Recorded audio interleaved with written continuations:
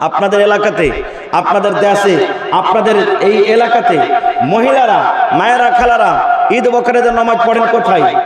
মসজিদে না ঈদগাহে? ঈদ বকরেদের নামাজ ঈদগাহে পড়েন না মসজিদে? যারা বলেন না জি ভাই, জি ঈদগাহে পড়েন। মাশাআল্লাহ, আলহামদুলিল্লাহ, এটা খুশির খবর।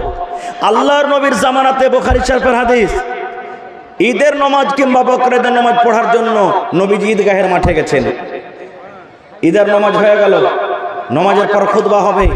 নবীর যুগে মাইক ছিল না যে নবীজি মুখে কথা বলবেন, মাইকে অনেক দূর পর্যন্ত আওয়াজ যাবে। যেমন এখানে কথা হয়েছে, আমার মায়ের খালারা ওদের পেন্ডালে আছে, আওয়াজ পৌঁছেছে না? পৌঁছে না? আওয়াজ পৌঁছে তাদের পেন্ডালে পৌঁছেছে। কিন্তু নবীর যুগে মাইক ছিল না, নবীজি পুরুষরাকে আওয়াজ করলেন। পিছন দিকে মহিলা, মুখের আওয়াজ মাইকের সমান হয় না। রাসূল বেলালকে বলছেন, বেলাল চলো আমার সাথে, চলো ওই মহিলা পেন্ডালে, চলো মহিলার কাতারে চলো। এবার কাতারটাকে চিরে চিরে চিরে নবীজি চলে গেলেন মহিলাদের কাছে। এবার নবীজি মহিলাদেরকে স্পেশাল ভাবে ওয়াজ করতে লাগলেন, ইয়া মাশারান নিসাই তাসাদ্দাকনা ফাইন্নী উরিতুকুন্না কুসারাহালিন্নার। আল্লাহর নবী ওই ঈদগাহের ময়দানে ওয়াজ করতে লাগলেন, নসিহত করতে লাগলেন। এ আমার মায়েরা, খালারা শুনলেন, আল্লাহর নবী ঈদগাহের মাঠে ওয়াজ করতে লাগলেন, মা ইয়া মাশারান নিসা, এ মহিলার দলেরা, এ নারীর দলেরা, তাসাদ্দাকনা, তোমরা দান করো, তোমরা সাদকা করো, তোমরা খায়রাত করো। নবী বললেন, কেন না? যেদিন আমাকে আল্লাহ রাব্বুল আলামিন মেরাজ করালছেন, যেদিন আমাকে আল্লাহ তাবারাক ওয়া তাআলা মক্কা থেকে ফিলিস্তিন নিয়ে গেছেন, বাইতুল মুকাদ্দাস থেকে আবার 7 আকাশের উপরে আমাকে নিয়ে যাওয়া হয়েছিল।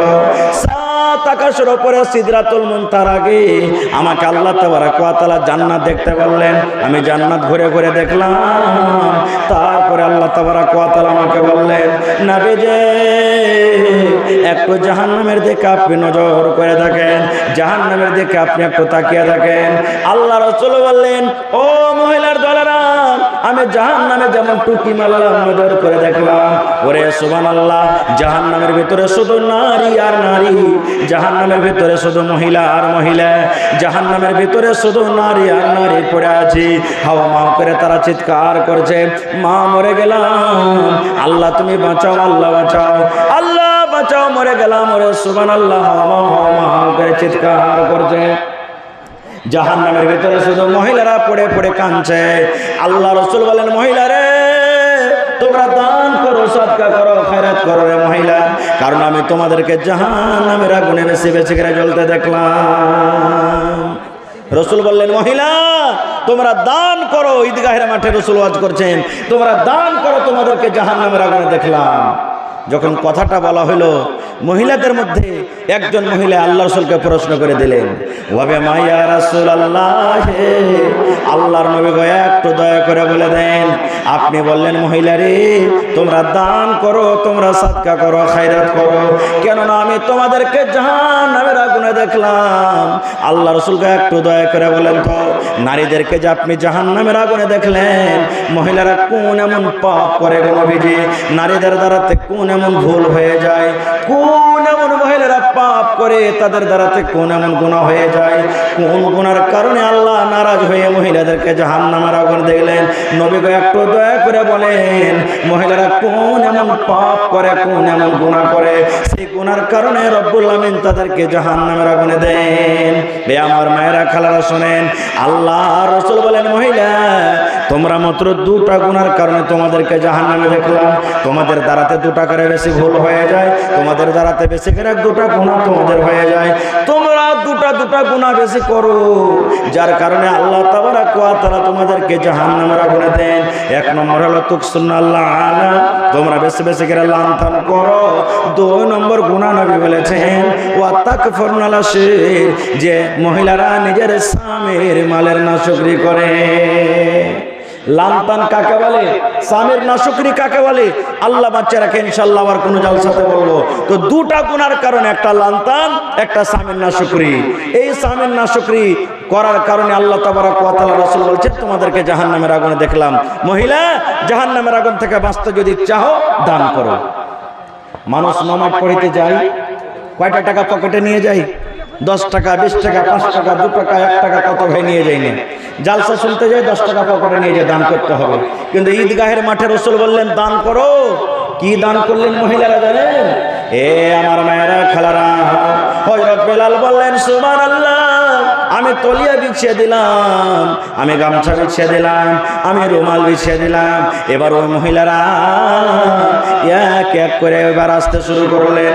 যার কাছে টাকা ছিল টাকা দিয়ে দিলেন, যার কাছে টাকা নেই গলার হার খুলে দিয়ে দিলেন, কে নাক থেকে নাকমণি খুলে দিয়ে দিলেন, কে কান থেকে কানের বালি খুলে দিয়ে দিলেন, কে গলা থেকে পান খুলে দিয়ে দিলেন, কে হাত থেকে হাতের বালা খুলে দিয়ে দিলেন, কে লোক থেকে আংটি খুলে দিয়ে দিলেন, কে পা থেকে পায়েল খুলে দিয়ে দিলেন। ওরে সুবহানাল্লাহ।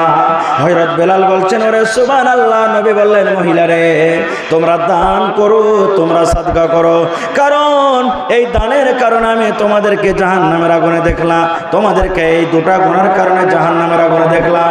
মহিলা তোমরা যদি দান করো, সাদকা করো, আল্লাহ রাব্বুল আমিন দানের কারণে তোমাদেরকে জাহান্নামের আগুন থেকে বাঁচিয়ে নেবেন। এবার মহিলারা যার কাছে যা গয়না গাটি ছিল সুবহানাল্লাহ খুলে খুলে খুলে নবীর সামনে তারা দান করে দিলেন। নারে তাকবীর। আরো একটা হাদিস শুনলেন, সাহাবা কিরাম নবীর কথা কত মানতেন।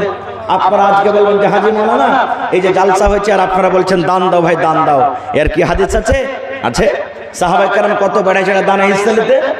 আল্লাহ রাসূল একদিন বললেন দান করো, শুনবেন ভালো হাদিসটা। রাসূল বললেন দান করো, দান তো করবেন সাহাবা কিরাম, কিন্তু পাল্লা পাল্লি শুরু হয়ে গেল দানে, পাল্লা পাল্লি শুরু হয়ে গেল হাদিসের কথা। কেমন পাল্লা পাল্লি জানেন? আল্লাহর নবীর একজন সাহাবী উমর ফারুক রাদিয়াল্লাহু তাআলা আনহু, বড় সাহাবী, উনি বলছেন যে আবু বকর হলেন এটা একজন আল্লাহ রাসূলের সাহাবী, বড় সাহাবী, নবীরকে পরে তার মান সম্মান মর্যাদা, কিন্তু গরীব। তা আল্লাহ রাসূলের সাহাবী হযরত উমর বলছেন যে রাসূল যখন বললেন দান করো, তা আমি মনে মনে ভাবলাম যে আজ আবু বকরকে দান করে জিতবো আমি। আমার কাছে মাল আছে, উট আছে, রাখাল আছে, সোনা আছে, চাঁদি আছে, আবু বকরকে কোনোদিন দান করে জিততে পারিনি, আজ আবু বকরকে দান করে জিতবই জিতবো যেমন করে। হযরত উমর ফারুক বলছেন আমি বাড়ি চলে গেলাম, খাতা কলম নিয়ে বসলাম, খাতা কলম নিয়ে মালকে দুই ভাগ করতে লাগলাম। ভাগ করতে করতে করতে করতে করতে মাল হযরত উমর ফারুক বলছেন দুই ভাগ করে দিলাম। এক ভাগ নিজের মেয়ে ছেলের জন্য, সংসারের জন্য বাড়তে রাখলাম, আর এক ভাগ মাল আল্লাহ রাসূলের সামনে হাজির করে দিলাম। আর উমর ফারুক কিন্তু মনে মনে খুবই খুশি, আজ আবু বকরকে দান করে জিতবই জিতবো, আজ জীবনে পারিনি জিততে, আজ জিতবো। এত সাহাবী হয়ে গেল। এবার হযরত আবু বকর বাড়ি চলে গেলেন। বাড়িতে যাওয়ার পর বিবিকে বলছে রে আমার ভালোবাসা বিবি, আল্লাহর নবী বলেছেন দান করতে হবে রে বিবি, দান করতে হবে। উমর ফারুককে আমি দেখলাম বাড়িতে মালকে দুই ভাগ করে দিয়েছি, আর মালকে দুই ভাগ করে এক ভাগ নিজের মেয়ে ছেলের জন্য বাড়িতে রেখেছি, আর এক ভাগ মাল আল্লাহর নবীর সামনে হাজির করে দিয়েছেন। বিবি রে, আল্লাহর রাসূল বলেছেন দান করতে হবে রে বিবি, বলো তো বাড়িতে দান করার মতন কিছু আছে কিনা? বাড়িতে সোনা আছে কিনা? বাড়িতে টাকা আছে কিনা? বাড়িতে দানা আছে কিনা? বাড়িতে গয়না আছে কিনা? বিবির দয়া করে বলো দান করার মতন বাড়িতে কি আছে? এবার তার বিবি হযরত আবু বকর রাদিয়াল্লাহু তাআলা আনহুর বিবি বাড়িতে খুঁজতে লাগলেন কি আছে কি আছে। এবার খুঁজতে খুঁজতে দেখা গেল বাড়িতে সোনা নাই, বাড়িতে ওরে সুবহানাল্লাহ বাড়িতে কোনো রকমের আনাজ নাই। এই বাড়ি ঝাড় জোড় দিয়ে কোনো রকমের একশা মতো আটা, একশা মতন যাও, কিংবা একশা মানে 2.5 কিলো মতন যাও কিংবা যাওয়ের আটা বাড়িতে পাওয়া গেল। 2.5 কিলো মতন শুধু বাড়িতে যাও কিংবা যাওয়ের আটা পেলেন, তাছাড়া কিন্তু আবু বকর রাদিয়াল্লাহু তাআলা দান করার মতন বাড়িতে কিছুই পেলেন না। এবার বিবিকে বলছেন যে হাজি, সব সাহাবী এত বড় বড় করে দান করলে, আর আমি 2.5 কিলো কি কে নিয়ে যাবো? শরম লাগছে, লজ্জা লাগছে। এত বড় আমি সাহাবী, 2.5 কিলো আমি যাও কিংবা যাওয়ের আটা কেমন করে দান করব? এবার লজ্জা লাগবে বলে হযরত আবু বকর রাদিয়াল্লাহু তাআলা আনহু বুকে এরকম ভাবে যাও কটাকে কিংবা যাওয়ের আটা কটাকে এরকম ভাবে চেপে নিলেন, আর ওপর থেকে একটা কম্বল কিংবা চাদর গায়ে ঢেকে নিলেন, যাতে কেউ দেখতে না পায় যে কি দান করেছে। এবার হাঁটতে হাঁটতে হাঁটতে হাঁটতে যায় যে ঢেরিতে মাল জমা করা আছে একবারে চুপচাপ কাউকে না জানিয়ে মাল কোটাকে ঢেলে দিলেন যাতে কেউ জানতে না পারে। সুবহানাল্লাহ। হ্যাঁ রে সাহাবায়ে কেরামের আমল। এবার যখন ঢেকে দিলেন, মানুষ একটা ফষ্টি করে যে যেখানে বাঘ ভাল্লুকের ডর আছে, জঙ্গল আছে, যে তাড়াতাড়ি করে পাসাবো, ওইখানে রাইত লাগবে না তো গাড়ি খারাপ হবে, এরকম হয় না? তো হযরত আবু বকর বলছেন যে কাউকে জানাবো না, ঢেলে দেবো ঢেরিতে, কেউ জানতে না পারে যে কি দিলে না দিলে। কে জানতে পারবে? আল্লাহ শুধু জানছে, আমাকে তো লজ্জা লাগবে না। এবার রাসূল হাজিরি চালু করে দিলেন। কে কি দিয়েছেন সাহাবায়ে কেরামের মধ্যে, কে কি দান দিলে, হাজিরি চালু করে দিলেন। এবার রাসূল আব্দুর রহমান বিন আওফকে বলছেন, আব্দুর রহমান শোনো, তুমি কি দিয়েছো বাবা? হযরত আব্দুর রহমান বিন আওফ বলছেন, আল্লাহর নবী গো, আমি আব্দুর রহমান বিন আওফ নবীজি, আমি 1000 কিলো খাজুর দান করলাম। কতটি? 1000 কিলো খাজুর দান করলাম। নবীজি উসমানকে ডাকতে বলছেন, উসমান তুমি কি দিয়েছো বাবা? হযরত উসমান বললেন, নবী গো, আমি উসমান আপনার বন্ধু, আপনার সাথে, আপনার জামাই 200-700 ঘোড়া, 29.5 কিলো চাঁদে এবং 5.5 কিলো সোনা দান করে দিলাম। কতটি টাকা হবে এই জামানাতে বুঝে দেখেন।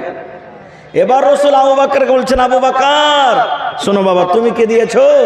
উমর তুমি কি দিয়েছো? এবার উমর ফারুক কিন্তু মনে মনে এখনো বলছেন যে আজ আবু বকরকে দান করে জিতবো আমি। এবার হযরত উমর বলছেন, নবীজি আমি আপনার বন্ধু, আপনার সাথে উমর, আমার বাড়িতে যা মাল ছিল গো নবীজি, আমি 2 ভাগে ভাগ করে দিয়েছি। 1 ভাগ আমি বাড়িতে নিজের ছেলে মেয়ের জন্য রেখেছি, আর 1 ভাগ আপনার কথা মতো আপনার কাছে হাজির করে দিয়েছি। এই যে আমি দেখেন, হয়তো আমার বাড়িতে 50টা উট ছিল গো নবীজি, আমি 25টা উট বাড়িতে রেখেছি, 25টা জমা করে দিয়েছি। 2 বিঘা জমি ছিল গো নবীজি, 1 বিঘা আমি বাড়িতে রেখেছি, 1 বিঘা হাজির করে দিয়েছি। 2টা খাজুরের বাগান ছিল, 1টা খাজুরের বাগান বাড়িতে রেখেছি, আর 1টা বাগান হাজির করে দিয়েছি। হযরত উমর বললেন, নবীজি আমি উমর আপনার বন্ধু, আপনার শ্বশুর, আমি মালকে 2 ভাগ করে 1 ভাগ রেখেছি বাড়িতে, আর 1 ভাগ আপনার দরবারে আমি হাজির করে দিয়েছি। সব যখন জিজ্ঞাসাটা হলো, শেষের বেলাতে নবীজি আবু বকরকে বলছেন, আবু বকর শোনো বাবা, তুমি কি দিয়েছো? রাসূল আবু বকরকে বলছেন, আবু বকর তুমি কি দিয়েছো? আব কহেন যে এত মোটা মোটা সবাই দান করছে, আর ও তো অল্প 2.5 কিলো মাত্র যাও কিংবা যাওয়ার আটা দিয়েছে, লজ্জা লাগবে না? এবার হযরত আবু বকর বলছেন, নবীজি কি দিয়েছি এটা কেন জিজ্ঞাসা না করছেন? আপনি কি দিয়েছি এটা জিজ্ঞাসা না করে আপনি বলেন যে নিজের ছেলে মেয়ের জন্য বাড়িতে কি রেখেছি আর আপনার সামনে কি হাজির করেছি, এটা জিজ্ঞাসা করেন। এবার নবীজি বলছেন, আবু বকর তোমার ছেলে মেয়ের জন্য তুমি বাড়িতে কি রেখেছো, আর এই মজলিসে তুমি কি হাজির করেছো? হযরত আবু বকর রাদিয়াল্লাহু তাআলা উত্তর দিলেন, রে মুসলমান, এরকম কোন মায়ের লাল, মায়ের বেটা কিয়ামত পর্যন্ত মনে হয় জন্ম হবে না যে হযরত আবু বকর রাদিয়াল্লাহু তাআলা আনহুর মতন উত্তর দেবেন। এবার হযরত আবু বকর রাদিয়াল্লাহু তাআলা আনহু বলছেন, নবী গো আমি আপনার বন্ধু, আপনার সাহাবী, আপনার শ্বশুর আবু বকর, আল্লাহ এবং আল্লাহর নবীকে বাড়িতে রেখেছি, আর আল্লাহ এবং আল্লাহর রাসূলকে বাড়িতে রেখে আমার বাড়িতে যা ছিল নবী গো সব আপনার সামনে আমি হাজির করে দিয়েছি। আল্লাহর নবী গো আমার বাড়িতে দানা নাই, পানি নাই, কিছু নাই গো নবীজি, আমি আল্লাহকে বাড়িতে রেখেছি এবং আল্লাহ রাসূলকে আমি বাড়িতে রেখেছি। আল্লাহর প্রতি ঈমান, আল্লাহ রাসূলের প্রতি ঈমান, এই 2টা জিনিস আমি বাড়িতে রেখেছি গো দয়ার নবী, তাছাড়া আমার বাড়িতে আর কিচ্ছু নাই গো নবীজি। আল্লাহ এবং আল্লাহ রাসূলকে বাড়িতে রেখে আমার বাড়িতে যা ছিল সব কটা আমি আপনার সামনে হাজির করে দিয়েছি। যখন এই কথাটা বললাম, হযরত ওমর ফারুক বলছেন, আল্লাহ আজকে আমি আবু বকরকে দান করে জিততে পারলাম না, আজ আমি আবু বকরকে আজকে দান করে জিততে পারলাম না। কেন পারলাম না? আমার বাড়িতে মাল ছিল, অর্ধেক বাড়িতে রেখেছি, অর্ধেক হাজির করেছি, হাফ আমি নাকি পাইলাম, আর আবু বকরের বাড়িতে যা মাল ছিল সব জমা করে দিয়েছে ওরা। সুবহানাল্লাহ, আবু বকর আজকে পূর্ণ নাকি পেয়ে গেল, আজকে আমি আবু বকরকে দান করে জিততে পারলাম না।